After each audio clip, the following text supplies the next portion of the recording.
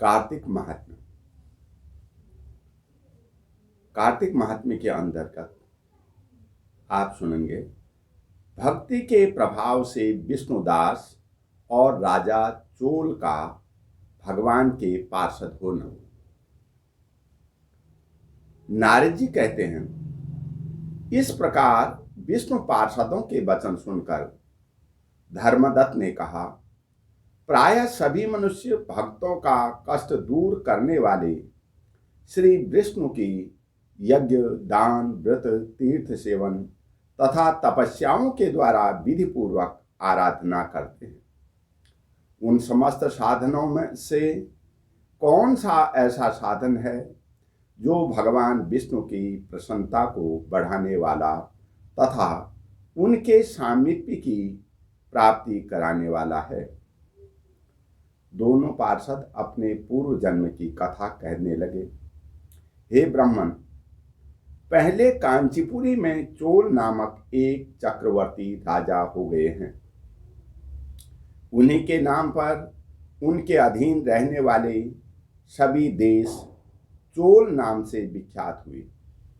राजा चोल जब इस भूमंडल का शासन करते थे, उस समय उनके राज्य में कोई भी मनुष्य दरिद्र, दुखी, पाप में मन लगाने वाला अथवा रोगी नहीं था।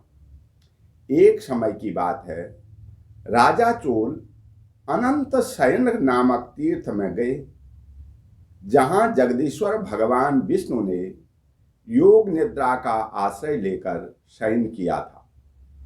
वहां भगवान विष्णु के दिव्य विग्रह की राजा ने विधि पूर्वक पूजा की। दिव्य मणि, मुक्ता फल तथा स्वर्ण के बने हुए सुंदर पुष्पों से पूजन करके राजा ने साष्टांग प्रणाम किया। प्रणाम करके वे ज्यों ही बैठे, उसी समय उनकी दृष्टि भगवान के पास आते हुए एक ब्राह्मण पर पड़ी, जो उन्हीं की कांची नगरी के निवासी थे। उनका नाम विष्णुदास था। उन्होंने भगवान की पूजा के लिए अपने हाथ में तुलसी दल और जल ले रखा था। निकट आने पर उन महर्षि ने विष्णु सूक्त का पाठ करते हुए देवाधिदेव भगवान को स्नान कराया और तुलसी की मंजरी तथा पत्रों से उनकी विधिवत पूजा की। राजा चोल ने जो पहले रत्नों से भगवान की पूजा की थी, वह सब तुलसी पूजा से ढक गई। यह देख राजा कुपित होकर बोले, हे विष्णुदास, मैंने मणियों तथा स्वर्ण से भगवान की जो पूजा की थी, वह कितनी शोभा पा रही थी। तुमने तुलसी दल चढ़ाकर उसे ढक दिया। बताओ, ऐसा क्यों किया? मुझे तो ऐसा जान पड़ता है कि तुम दरिद्र और गंवार हो, भगवान विष्णु की भक्ति को बिल्कुल नहीं जानते। राजा की यह बात सुनकर द्विजश्रेष्ठ विष्णुदास ने कहा, हे राजन, आपको भक्ति का कुछ भी पता नहीं है। केवल राजलक्ष्मी के कारण आप घमंड कर रहे हैं। बतलाइए तो, आज से पहले आपने कितने वैष्णव व्रतों का पालन किया है? तब नृपश्रेष्ठ चोल ने हंसकर कहा, तुम तो दरिद्र और निर्धन हो, तुम्हारी भगवान विष्णु में भक्ति ही कितनी है। तुमने भगवान विष्णु को संतुष्ट करने वाला कोई भी यज्ञ और दान आदि नहीं किया, और न पहले कभी कोई देव मंदिर ही बनवाया है। इतने पर ही तुम्हें अपनी भक्ति का इतना गर्व है। अच्छा, तो ये सभी ब्राह्मण मेरी बात सुन ले। भगवान विष्णु के दर्शन पहले मैं करता हूं या यह ब्राह्मण? इस बात को आप सब लोग देखें, फिर हम दोनों में से किसकी भक्ति कैसी है, यह सब लोग स्वतः जान लेंगे। ऐसा कहकर राजा अपने राजभवन को चले गए। वहां उन्होंने महर्षि मुद्गल को आचार्य बनाकर वैष्णव यज्ञ प्रारंभ किया। उधर सदैव भगवान विष्णु को प्रसन्न करने वाले शास्त्रोक्त नियमों में तत्पर विष्णुदास भी व्रत का पालन करते हुए वहीं भगवान विष्णु के मंदिर में टिक गए। उन्होंने माघ और कार्तिक के उत्तम व्रत का अनुष्ठान, तुलसी वन की रक्षा, एकादशी को द्वादशाक्षर ओम नमो भगवते वासुदेवाय मंत्र का जप, नृत्य, गीत आदि मंगलमय आयोजनों के साथ प्रतिदिन षोडशोपचार से भगवान विष्णु की पूजा आदि नियमों का आचरण किया। वे प्रतिदिन चलते फिरते और सोते सब समय भगवान विष्णु का स्मरण किया करते थे। उनकी दृष्टि सर्वत्र सम हो गई थी। वे सब प्राणियों के भीतर एकमात्र भगवान विष्णु को ही स्थित देखते थे। इस प्रकार राजा चोल और विष्णुदास दोनों ही भगवान लक्ष्मीपति की आराधना में संलग्न थे। दोनों ही अपने अपने व्रत में स्थित रहते थे और दोनों की ही संपूर्ण इंद्रियां तथा समस्त कर्म भगवान विष्णु को समर्पित हो चुके थे। इस अवस्था में उन दोनों ने दीर्घ काल व्यतीत किया। एक दिन की बात है, विष्णुदास ने नित्य कर्म करने के पश्चात भोजन तैयार किया,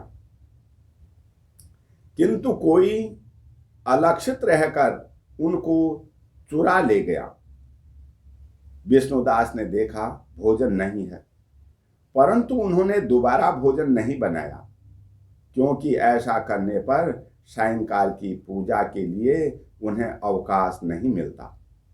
अतः प्रतिदिन के नियम का भंग हो जाने का भय था।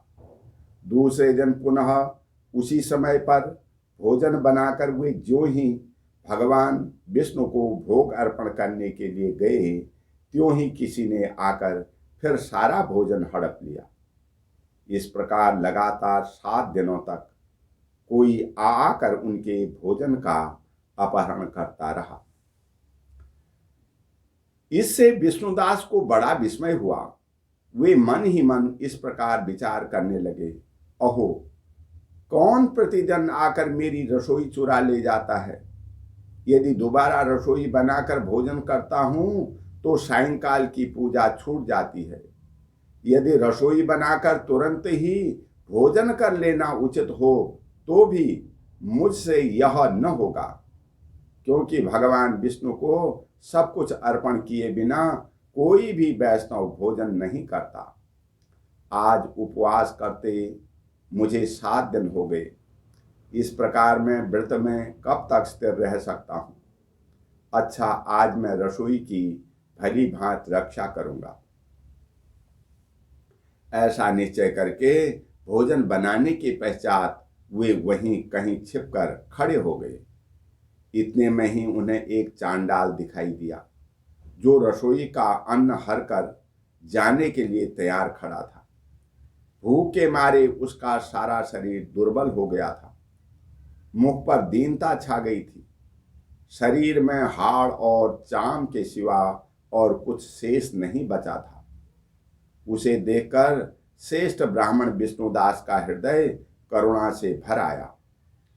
उन्होंने भोजन चुराने वाले चांडाल की ओर देखकर कहा, भैया जरा ठहरो ठहरो, क्यों रूखा सूखा खाते हो?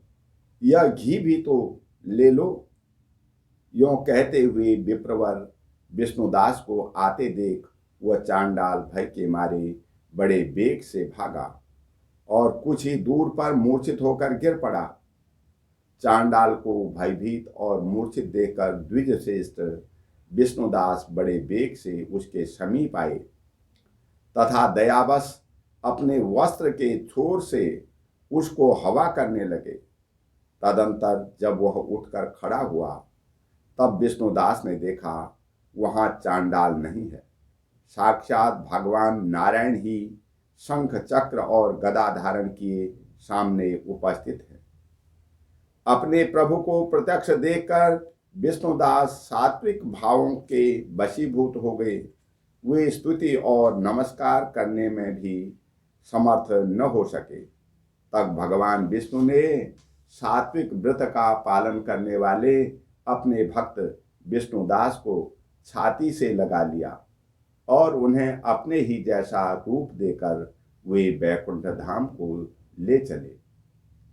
उस समय यज्ञ में दीक्षित हुए राजा चोल ने देखा विष्णुदास एक श्रेष्ठ विमान पर बैठकर भगवान विष्णु के समीप जा रहे हैं।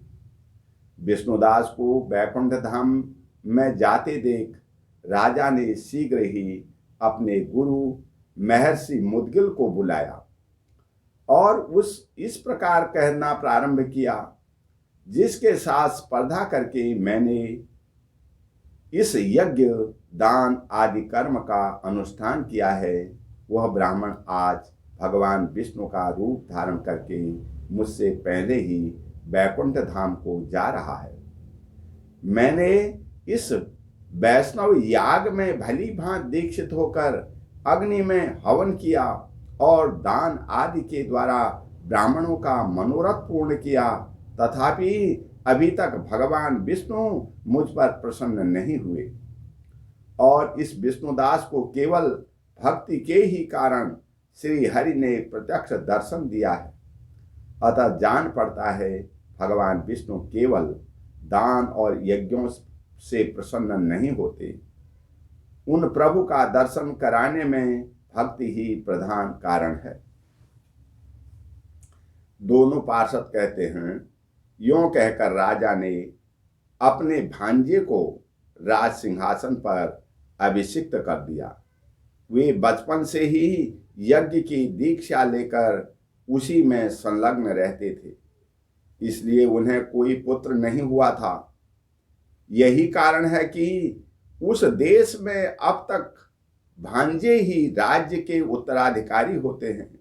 भांजे को राज्य देकर राजा यज्ञशाला में गए और यज्ञ कुंड के सामने खड़े होकर भगवान विष्णु को संबोधित करते हुए 3 बार उच्च स्वर से निम्नांकित वचन बोले, भगवान विष्णु, आप मुझे मन, वाणी, शरीर और क्रिया द्वारा होने वाली अविचल भक्ति प्रदान कीजिए।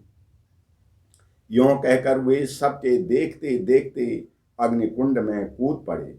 बस उसी क्षण भक्त वत्सल भगवान विष्णु अग्निकुंड में प्रकट हो गए।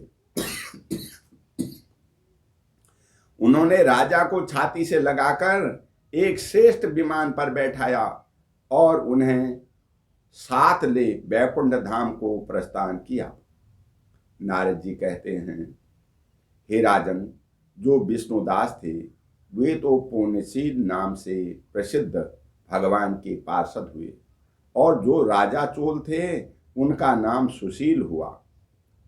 इन दोनों को अपने ही समान रूप देकर भगवान लक्ष्मीपति ने अपना द्वारपाल बना लिया। ओम शांति शांति शांति। ओम तत्सत।